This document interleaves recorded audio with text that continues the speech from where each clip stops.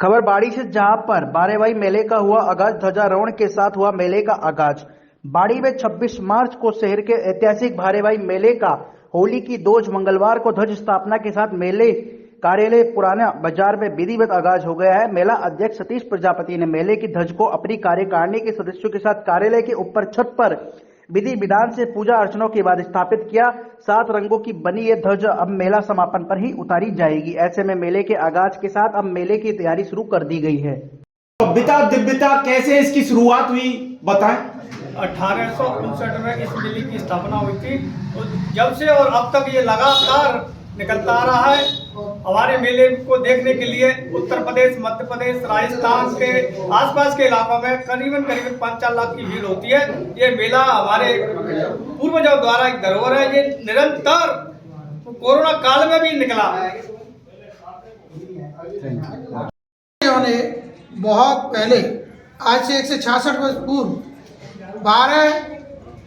12 लोग हमारे यहाँ आपके पास जगनर है, वहाँ पर सब लोग गए थे और सौहार्दपूर्ण भावना से वहाँ पर जाकर के उन्होंने एक लोटे से सबने पानी पिया, भाईचारे का प्रदर्शन किया और सभी भाइयों ने उसको उस दिन से एक मेला और सौहार्दपूर्ण, ताकि सांप्रदायिक भावना की सद्भावना बनी रहे, कभी किसी का द्वेष भाव नहीं आए। और उसमें श्री रामचंद्र जी के डोला, और पहले तो हम लोगों के 4 या 5 जोड़े लिखते थे, अब आजकल की नई नई झांकियाँ, इलेक्ट्रॉनिक और बहुत ही उत्साहवर्धक तरीके से 166 वर्ष पुराना ये मेला निकलने जा रहा है, जिससे बाड़ी ही पूरे धौलपुर जिले में इसका बहुत ही क्रेज और उत्साह रहता है। आसपास के सभी ग्रामीण क्षेत्रों से लोग देखने आते हैं। ऊपर के छतों का नज़ारा देखते ही बनता है। इतने लोग जमीन में नीचे मेले के साथ चलते हैं, इससे कई गुना ऊपर छतों पर बैठ करके लोग इस मेले का लुत्फ लेते हैं।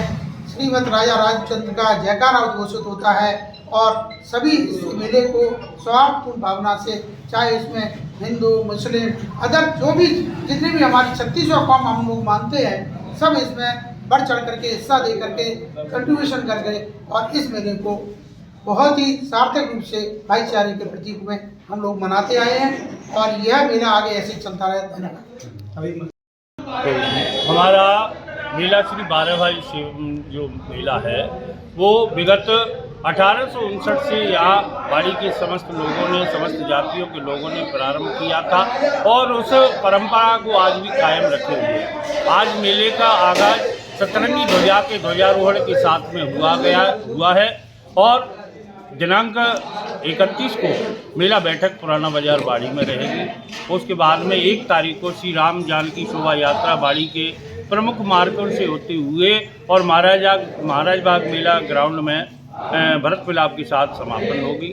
उसके बाद में 2 तारीख को श्री राम राज्याभिषेक ऐतिहासिक किले गेट के सामने पार्क में संपन्न होगा, जिसमें अनेक कार्यक्रम आयोजित किए जाएंगे। आय व्यय का ब्यौरा विस्तृत किया जाएगा, पारितोषिक वितरण भी किया जाएगा। यही कार्यक्रम।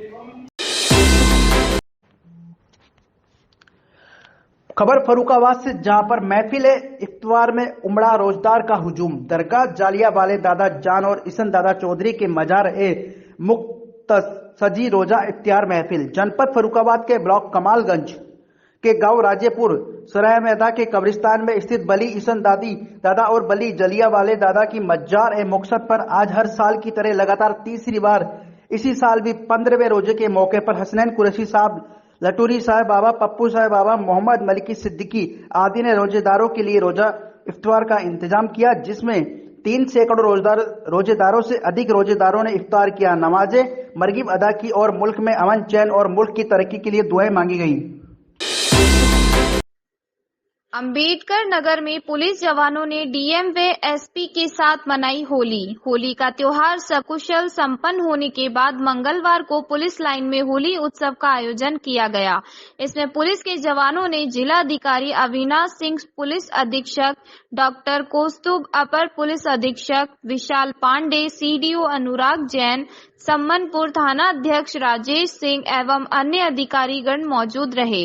डीएम व एसपी ने एक दूसरे को रंग गुलाल लगाकर बधाई दी एवं एक दूसरे पर अबीर गुलाल लगाकर होली की शुभकामनाएं एवं बधाई दी।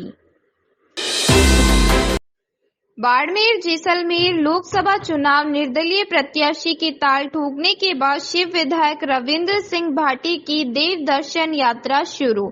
शिव विधायक रविंद्र सिंह भाटी ने सर्व समाज की बैठक के बाद शुरू की यात्रा। बालोतरा जिले के कल्याणपुर के नागाड़ा धाम नागरेची माता के पूजा अर्चना दर्शनों के साथ आज दिनांक 27 मार्च बुधवार को निर्दलीय उम्मीदवार रविंद्र सिंह भाटी ने प्रथम जन आशीर्वाद यात्रा शुरू की। इस दौरान भाटी से मिलने हजारों की संख्या में पहुंचे लोग। कल्याणपुर 4 रास्ता चौराया पर हजारों की संख्या में स्वागत के लिए काफिले के साथ पहुंचे समर्थक। बाड़मेर जैसलमेर बालोतरा से दिखने को मिलेगा त्रिकोणीय मुकाबला। बाड़मेर की शिव सीट के निर्दलीय विधायक भाटी ने चुनाव लड़ने का ऐलान कर मुकाबले को तिकोना बना दिया। आज बुधवार को नागाड़ा राय देव दर्शन कर दिन भर विधानसभा क्षेत्र सिवाना समदड़ी पर जन आशीर्वाद यात्रा पर रहेंगे। बीजेपी से कैलाश चौधरी, कांग्रेस से उमेदाराम बेनीवाल व निर्दलीय रविंद्र सिंह भाटी के बीच होगा मुकाबला। रविंद्र सिंह भाटी का जगह जगह हो रहा स्वागत में उमड़ा भारी जन सैलाब देखने को मिला। बिहार रोहतास के अंतर्गत नगर पंचायत चेनारी के जामा मस्जिद की सुन्नत ए तराबीह मुकम्मल हुआ। चेनारी सदर मोहल्ला भरनदुआ के जामा मस्जिद का सुन्नत ए तराबीह खत्म हुआ। आज लोगों के बीच रोजे की तराबीह जो कुरान शरीफ के 30 पारे को पढ़ा जाता है कि मुकम्मल होने पर जहां खुशी थी वहीं गम भी झलक रहा था। बरकत वाली ये महीना अब कुछ दिन ही इनके बीच रहेगा। लोगों की माने तो चेनारी कस्बा का ये जामा मस्जिद करीब 2500 से 3000 तक के लोगों की एक साथ नमाज पढ़ने की व्यवस्था है। वहीं लोगों के हाथों में पानी की बोतल और तेल की शीशियां नजर आई।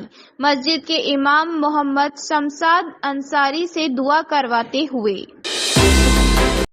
बड़ी खबर हिमाचल प्रदेश से, जहां आगे बिल्ली खा गई पीछे से कुत्ता ले गया। मुझसे बहुत बड़ी गलती हुई। कांग्रेस में रहता तो चुनाव भी जीतता और मंत्री भी बनता।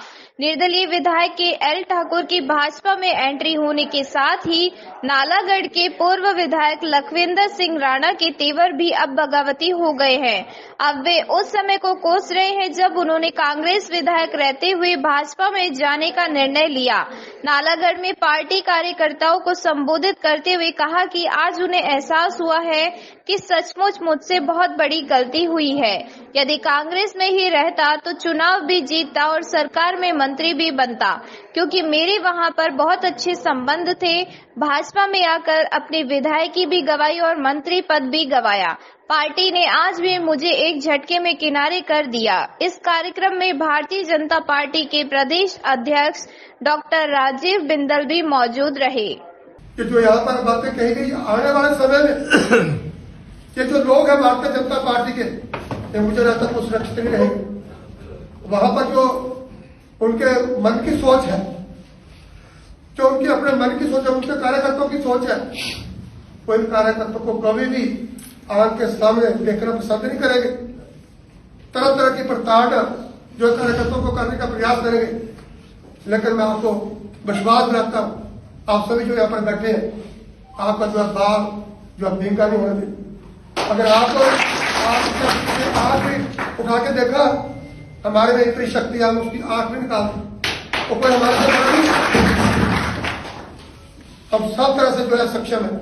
लेकिन राजनीति में जिस तरह से कार्यकर्ताओं को आने वाले समय में जो मन में जो बात आ रही है कि कार्यकर्ताओं के साथ जो है पहले भी उत्पीड़न हुआ है, पहले भी कार्यकर्ता के घर में उठाया गया है। एक प्राइवेट लिमिटेड पार्टी बनाकर जो पहले भी चलाई गई है, वो आज भी ऐसे चलने की ओर अग्रसर है। वो हमारे को दिख रहा है ऐसे होगा। वो लोगों को धमकियां भी आएगी, और कार्यकर्ताओं को धमकियां भी आएगी, उनको डराने का प्रयास भी किया जाएगा।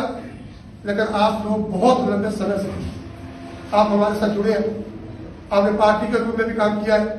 लेकिन अगर आपकी तरफ किसी ने आंख भी उठाई तो मैं जो है आपको, अगर किसी ने भी आंख उठाने का प्रयास किया उसका मुंह तोड़ के हम जवाब देंगे। मैं आपको विश्वास दिलाना चाहता हूं, आपको डरने की जरूरत नहीं है। लेकिन ये जो हमारे साथ किया गया, ये कोई अच्छा सलूक जो है भारतीय जनता पार्टी की तरफ से नहीं किया गया।